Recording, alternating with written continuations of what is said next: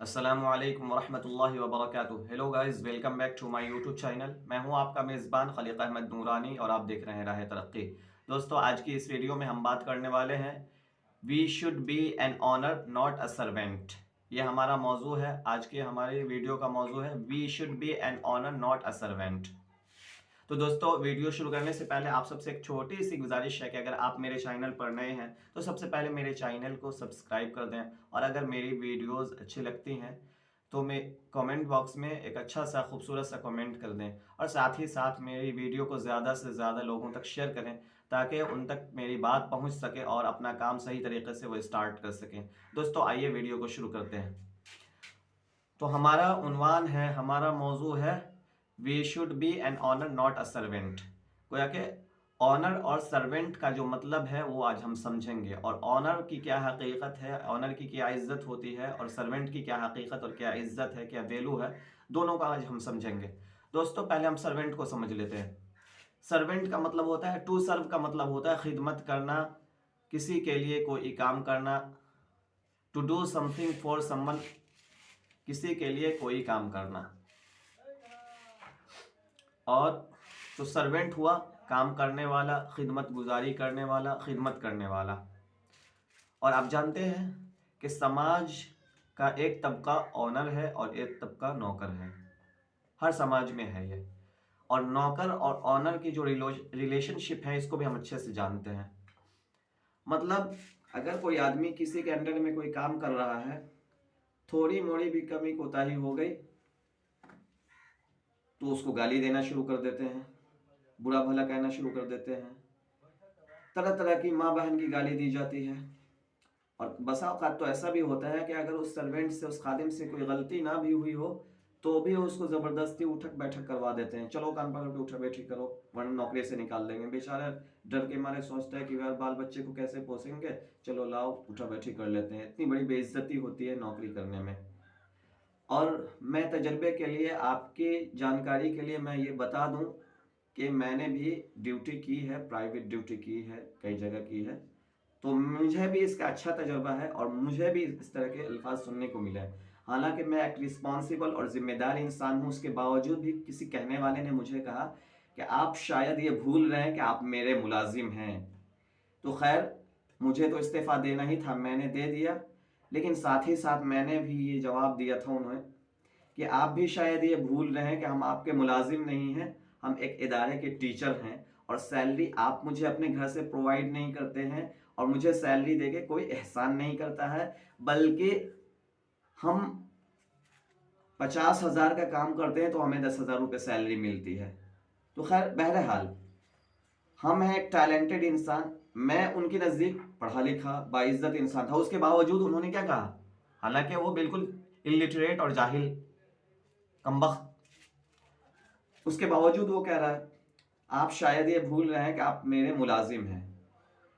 फिलहकीकत इदारे का मुलाजिम तो किसी इंसान का पर्सनल मुलाजिम होता ही नहीं है। बहरहाल, लेकिन हम जाहिर है कि हम उनके अंडर में काम कर रहे थे तो उन्होंने इस तरह का लफ्ज़ इस्तेमाल किया। और जाहिर है कि जब कोई आपसे कम क्वालिफाइड या आपसे कम क्वालिटी वाला इंसान कोई इस तरह की बात कहे तो आपको बहुत ज़्यादा खलेगा।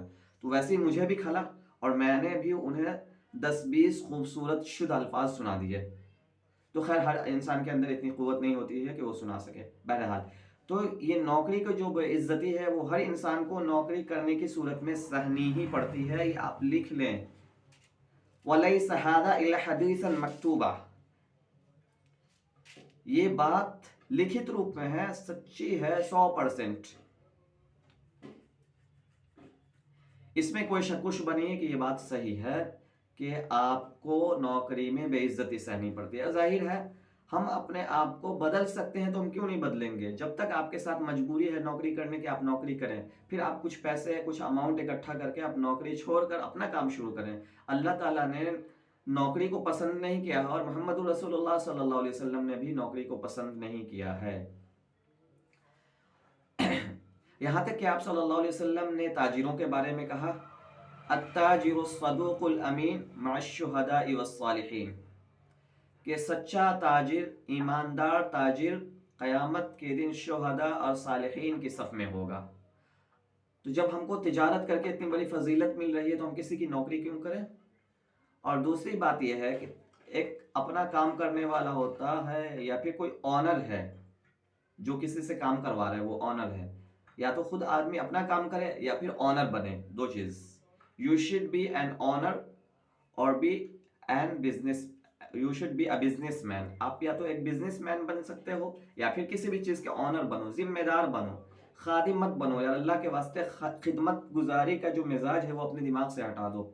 ये बनी इसराइल की सिफत है कि बनी इसराइल फिर ऑन के लिए जुटते थे, जानवरों की तरह उनको इस्तेमाल किया जाता था। फिर उनको बदले में क्या मिलता था, सिवाय चंद सूखी रोटी के या चंद लुकमे के उनको क्या मिलता था, सिवाय जिल्लत और खारी के उनको क्या मिलता था, कुछ नहीं मिलता था।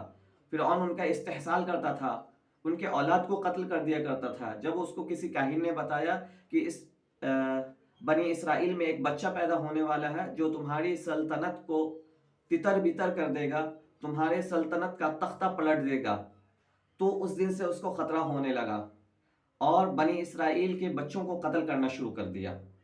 तो ये थी फिरौन की हालत कि वो इस तरीके से बनी इसराइल, उसके बावजूद भी बनी इसराइल इतने जुल्म सितम सहने के बावजूद भी वो गुलामी से निकलना नहीं चाहते थे। क़ालू या मूसा इन्न फ़ीहा क़ौमन जब्बारीन व इन्ना लन नदखुलहा हत्ता यख़रुजू मिन्हा फ़इन यख़रुजू मिन्हा फ़इन्ना दाखिलून। ए मूसा, हम मिस्र में हरगिज दाखिल नहीं होंगे। इन्न फ़ीहा क़ौमन जब्बारीन, वहां तो जब्बारीन कौम है, जबरदस्त ताकतवर कौम है। व इन्ना लन नदखुलहा हत्ता यख़रुजू मिन्हा, और हम वहां हरगिज नहीं जाएंगे जब तक कि वो लोग उस शहर से निकल न जाए। फ़इन यख़रुजू मिन्हा फ़इन्ना दाखिलून, अगर वो निकल गए तब हम जाएंगे। मतलब ऐसे उनकी सिट्टी पिट्टी गुम रहती थी। तो इस तरह नहीं बनना आपको, आपको एक हौसलामंद इंसान बनना है, हौसले से हिम्मत से काम लेना है कि आपको बड़ा काम करना है। भाई नौकरी शुरू में आपको करनी पड़ जाए ठीक है, कोई बात नहीं है, लेकिन आप हमेशा के लिए नौकरी को तरजीह दे रहे हैं, नौकरी को प्रेफर कर रहे हैं, ये गलत है। ये आपकी घटिया सोच की दलील है। दुनिया के 95% लोग सिर्फ 5% लोगों के गुलाम हैं। वो कौन सी चीज है जो 5% कम क्वालिफाइड लोगों को भी ऑनर बनाई हुई है, और वो कौन सी चीज है जो 95% लोगों को गुलाम बना रखा है? ये सोचने की जरूरत है, जरा कॉमन सेंस लगाएं कि सारी दुनिया के 95% लोग नौकर हैं, 5% लोग ऑनर हैं। ये कौन सी चीज है, ये कौन सी वजह है जो 5% लोगों को ऑनर बना रही है और 95% को उनका गुलाम बना दे रही है? उनकी मेंटालिटी है, उन्होंने सोचा हुआ है कि हमको दुनिया में कुछ बड़ा करना है, दुनिया में हजारों लोगों को जॉब देनी है, अपने लिए काम करवाना है। और काम करने वाले सोचते हैं कि भाई हमको एमबीए करके जॉब कर लेनी है किसी कंपनी में, हमको पीएचडी करके किसी इसमें कॉलेज में जॉब कर लेना है, किसी यूनिवर्सिटी में नौकरी पा लेनी है। भाई ऑनर बनो, यूनिवर्सिटी के वाइस चांसलर बनने की कोशिश करो, अपनी बड़ी सी यूनिवर्सिटी खोलो, अपना बड़ा इदारा खोलो। क्यों चक्कर में पड़े हुए कि हम फलाने के अंडर में काम करेंगे? उससे आपको नुकसान होता है, आपकी जो सलाहियत है वो निखरने के बजाय बिखरती चली जाती है। तो आप अपने आप को निखारें, बिखेरे नहीं। क्योंकि जब आप किसी के अंडर में काम करते हैं तो जाहिर है कि उसके कुछ रूल होते हैं, वो रूल आपको फॉलो करने पड़ते हैं, और कभी कभी वो आपकी इंटेग्रिटी के खिलाफ होता है, आपकी ईमानदारी के खिलाफ होता है उस रूल को फॉलो करना। लेकिन जाहिर है कि आप मजबूर हैं, आप जिसके अंडर में काम कर रहे हैं वो सही या गलत, वो अपने हिसाब से जो ऑर्डर दे रहा है आपको करना पड़ रहा है। तो वहां पे गोया कि मजबूरी में आप गलत काम भी कर रहे हैं। लेकिन अगर आप एक पढ़े लिखे इंसान हैं, इंडिपेंडेंट होकर काम करेंगे, तो आप अपना काम ईमानदारी के साथ खुद करेंगे, और साथ ही साथ वो आपको महदूद वक्त के लिए महदूद सैलरी दे रहा है। उसके बावजूद आप उसका काम कर रहे हैं, उतनी पढ़ाई लिखाई के बाद आप उसको 50,000 का काम करके देते हैं तो वो आपको 500 रुपया देता है। 5 लाख उसको काम करके देते हैं, 5 लाख का, तो वो आपको 5,000 रुपया देता है। अब खुद सोचें कि यही 5 लाख की मेहनत अगर आप अपने काम पे कर लें, यही फोकस आप अपने काम पे कर लें, तो वो पूरा 5 लाख जो नफा है वो आपके पास होगा। तो आपको ये बात क्यों समझ में नहीं आती है कि सारा नफा आपके पास होना चाहिए? और साथ ही साथ अगर आपसे कोई छोटी मोटी कोताही हो जाती है, काम वक्त किसी वजह से नहीं हुआ, आप भी इंसान हैं, तो आकर के गलियाना शुरू कर देते हैं, ऊट पटांग गालियां देना शुरू कर देते हैं, माँ की बहन की गाली देनी शुरू कर दी। तो आप कैसे पढ़े लिखे हो यार कि आप गाली सुन रहे हो मामूली इंसान से? आप अपना काम शुरू करो, जब तक मजबूरी है तब तक करो, फिर आप अपना काम शुरू करो। यह है इंसानियत। ऑनरशिप हासिल करने की कोशिश करो। उम्मीद है कि आप सबको मेरी वीडियोस अच्छी लगी होंगी। अगर आपको मेरी वीडियो अच्छी लगी है तो मेरी वीडियो को लाइक करें, शेयर करें, और साथ ही साथ मेरे चैनल को फिर से दोबारा से याद दिला रहे हैं कि मेरे चैनल को ज़रूर सब्सक्राइब करें और इस वीडियो को ज़्यादा से ज़्यादा लोगों तक शेयर करें। मिलते हैं अगली वीडियो में, तब तक के लिए अपने मेज़बान खलीक अहमद नूरानी को दीजिए इजाज़त। अल्लाह हाफिज़।